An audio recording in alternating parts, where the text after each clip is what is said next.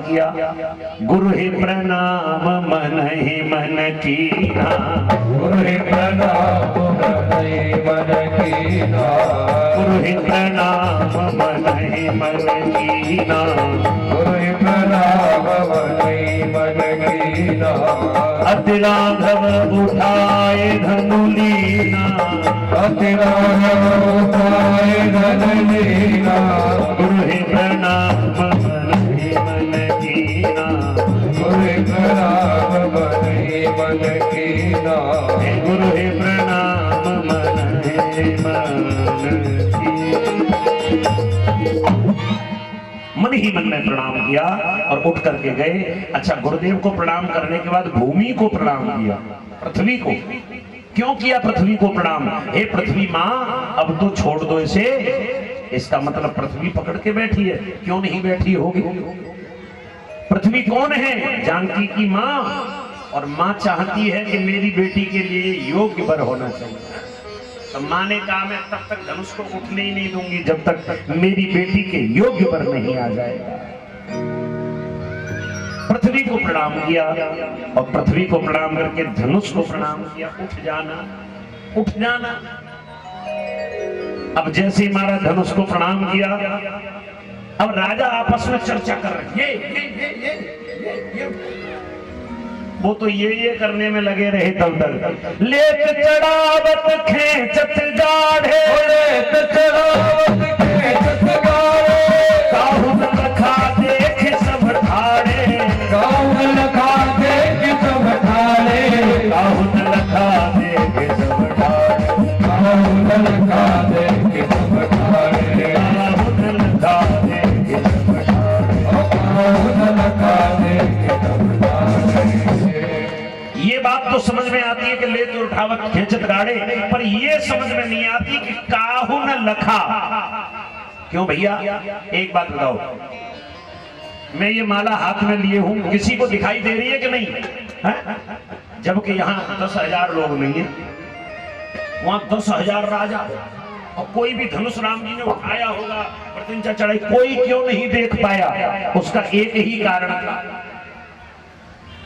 जब राम जी खड़े होकर गए तो राजा आपस में बात करने लगे, काहे को अपनी बदनामी कराने जा रहा है? और वो आपस में बात करने लग गए। आपने देखा होगा बड़े बड़े लोग बात करते तब तक छोटा बच्चा आके नुकसान कर देता और फिर कहते अरे बाप रे, हम तो यही खड़े थे, देख ही नहीं पाए। राम जी ने यही किया, चटपट धनुष का खंडन कर दिया। और जो धनुष का खंडन हुआ है, काहुन लखा देख सब ठाड़े। महाराज जय जयकार होने लगी। जानकी मैया वरमाला लेकर के आई। अब जैसी जानकी मैया वरमाला लेकर के आई है, आहा, वरमाला डालना चाहती है, लेकिन देखे राम जी हैं बहुत बड़े और जानकी जी हैं छोटी। कल मैंने बताया था जानकी जी विवाह के समय 6 वर्ष की उम्र में थी। बताइए, तो राम जी कैसे बहुत बड़े। अब क्या किया जाए? सखियां कहती है लाला तनिक झुक जाओ। राम जी ने और ज्यादा तन के खड़े हो गए। बोले ससुराल का मामला है, आज झुक गए तो जिंदगी भर झुकना पड़ेगा। पहले लोग ससुराल में झुकते नहीं थे, अब तो सासू माँ एक रसगुल्ला खिला देना तो बड़ी जोर से भरमो कहेंगे मम्मी जी, कुआं में गिर जाओ मम्मी जी। अपनी मैया थे आज तक मम्मी जी ना कहते ना। हाँ, आज हमें मालूम चलिए मैया को प्यार का हो। हाँ, आज तो मालूम चलेगी। तो और मम्मी जी भी कितनी समझदार है मालूम है। देखो, बहू काम नहीं करे तो बहुत बुरी है, और बेटी से उसकी सास काम करवाए तो मेरी बेटी को तो चैन ही ना है, सुख ही ना है। तुम्हारी बेटी बहू नहीं है, तुम्हारी बहू बहू है, वो किसी की बेटी नहीं है। बराबर समता का व्यवहार रखिएगा, चाहे बेटी हो या बहू हो, ध्यान रखिएगा। और मैं तो कहता हूं कोई बेटी अगर बार बार लड़ रही है अपनी ससुराल में तो सारी गलती उसकी सास की नहीं है, बहू की भी है। ये ध्यान रखना, एक हाथ से ताली नहीं बजती है, कभी ध्यान रखना हमेशा। उसको भी समझाइए बेटी अब आपको अपने घर को संभालना है, कैसे संभालोगी ये तुम देखो, हमेशा याद रखना इस बात। आज सखी कहती है तनिक झुक जाओ, राम जी बोले नहीं झुकेंगे। जानकी मैया ने लखन से कहा लाला थोड़ा सा कृपा करो ना। तो लखन भैया ने पृथ्वी को उठाया, क्योंकि शेष की अवतारी है, उठ रही है पृथ्वी। अब पृथ्वी को उठाया तो पृथ्वी बराबर उठ रही है, दोनों बराबर उठ। जानकी कहती है शेष के अवतारी जरा देना सहारा, भूलूंगी नहीं लाल ये एहसान तुम्हारा। एक बार कृपा कर दो ना। तो लखन भैया ने कहा ऐसी बात नहीं बनेगी। लखन भैया खड़े हो गए। आज मेरे भैया ने रघु की कीर्ति को महान कर दिया। आज छाती पे हाथ मारे राजपाल यादव की तरह, आज मेरे भैया ने रघु की कीर्ति को महान कर दिया। और महाराज पहुंचे और जाकर के लेट गए महाराज राम जी के चरणों में। और राम जी के चरणों में जब लेटे, आहा, राम जी ने कहा उठ जाओ उठ जाओ उठ जाओ। बोले उन हाथों से उठाओ जिन हाथों से आपने धनुष उठाया था। राम जी बोले झुकना पड़ेगा। बोले मेरे लिए झुक नहीं सकते क्या? राम ने कहा लखन तेरे ऊपर तो 100 बार के प्रण न्योछावर हैं, तू मेरा छोटा भाई है। और लखन को उठाने के लिए जब झुके, लखन भैया ने कर दी चालबाजी, जानकी जी के चरण पे हाथ रख के इशारा किया, बोले चूक मत जाना। और जो झुके सियावर रामचंद्र की महाराज वरमाला डाल दी। और वरमाला जैसी डाली है, अब देखिए यहाँ पर परशुराम जी आएंगे, लेकिन आज नहीं बुलाएंगे परशुराम जी को। आज आ गए तो 7 बजा देंगे। तो परशुराम जी को तो प्रणाम कर लो, कल बुलाएंगे कथा में, है ना। हाँ, परशुराम जी को पता चला तो आए, तो अभी नहीं, अभी केवल विवाह का आनंद फीका न किया जाए, तो थोड़ा सा चर्चा और उसके बाद झांकी का दर्शन और आरती पूजा। सखियां दौड़ के आई। सखियों ने कहा देखा देखा हमारी जानकी कितनी दयावान है, राम जी के गले में वरमाला डाल दी। लखन भैया बोले अरे जाओ वरमाला। लखन राम जी धनुष नहीं तोड़ते तो मारी मारी घूमती लिए वरमाला, बड़ी आई वरमाला बारी। तो बोली क्या कहा?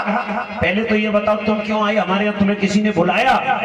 अब कोई ससुराल में कह दे कि बुलाया तो बड़ा कष्ट होगा। लक्ष्मण बोले बुलाया। बोले किसने बुलाया? बोले हमारे गुरुजी लाए। तो बोले तुम तो सुन के चले आए हो हमारे स्वयंवर में।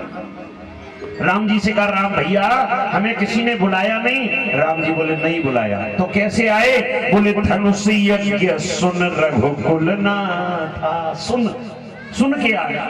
और लक्ष्मण जी की नजर नीचे को हो गई, ये तो बात सही है, पर बोले धनुष नहीं तोड़ते राम तो क्या होता? सखियां बोली ठहर जाओ, कौन कोई एक राजा कह दे कि राम ने धनुष तोड़ा है तो हम मान जाएंगे। अब कोई राजा कैसे कह दे? स्पष्ट लिखा है काहुन लखा देख सब ठाड़े। कौन कह देगा धनुष तोड़ा है? राम जी लखन बोले हम कहते हैं। बोले तुम घर वाले हो, घर वालों की गवाही माननी होती। तो बोले राम जी कह दे। बोले राम जी से कहलवा दो। राम जी से कहा भैया धनुष तो आपने ही तोड़ा था ना, अब ससुराल की ओर मत पच जाना, अभी तो पच गए थे थोड़ी देर पहले। राम जी बोले थोड़ी देर सोच के नहीं लखन, धनुष का समय आ गया था। लखन बोले वाह ज्योतिषाचार्य जी आपके चरण कहाँ है, जरा देना, इतनी बड़ी समय की पहचान आपको। इन्होंने कहा मुझे समय की पहचान नहीं है, गुरु विश्वामित्र जी को पहचान है, इसलिए लिखा है मानस में विश्वामित्र समय शुभ जानी जय। विश्वामित्र समय शुभ जानी कह दिया इन्होंने। बोले गुरुदेव का आदेश था।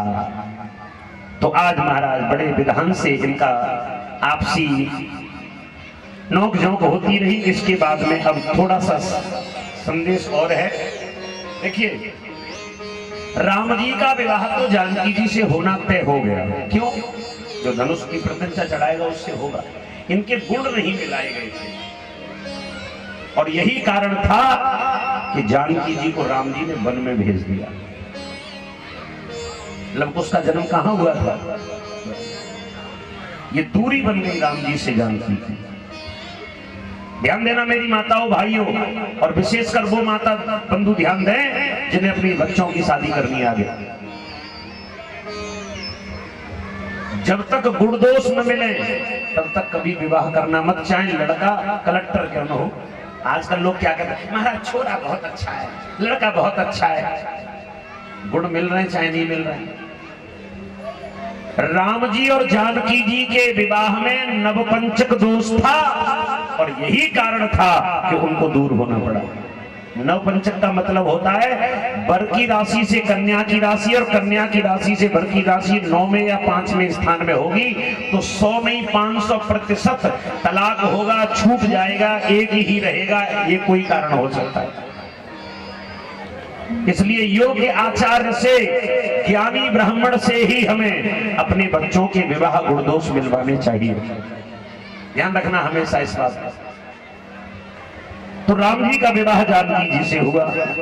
मांडवी का कुशकेतु कन्या प्रथम जो गुणशील शिव शोभामयी, ये गुणशील हैं। और उधर भरत भैया भी भरतशील गुण वेद बनाए, इनका गुणशील है इसलिए गुण मिल गए। आगे श्रुत कीर्ति, वेदों में यश जिनका गाया गया हो वो श्रुत कीर्ति, और उधर नाम है शत्रुघ्न, वेद प्रकाशा, तो वो भी वेदों में प्रकाशित हो। ये भी तीसरा विवाह इनका कर दिया। और चौथा विवाह हुआ लखन का। तो लखन भैया का विवाह किससे हुआ? कुशकेतु कन्या प्रथम जो गुणशील शुभ शोभामयी, ये गुणशील है। तो गुणशील है जानकी लघु भगिनी सकल सुंदर शिरोमणि, ये जानकी लघु भगिनी है। और मणि है, तो मणि का विवाह किससे कराया? फणी से। मणि का विवाह फणी से करा दिया। बोले शेषनाग को दे दो, लक्ष्मण को दे दो। उर्मिला जी का विवाह लक्ष्मण जी से करा दिया। तो आइए सुंदर छवि का दर्शन करें।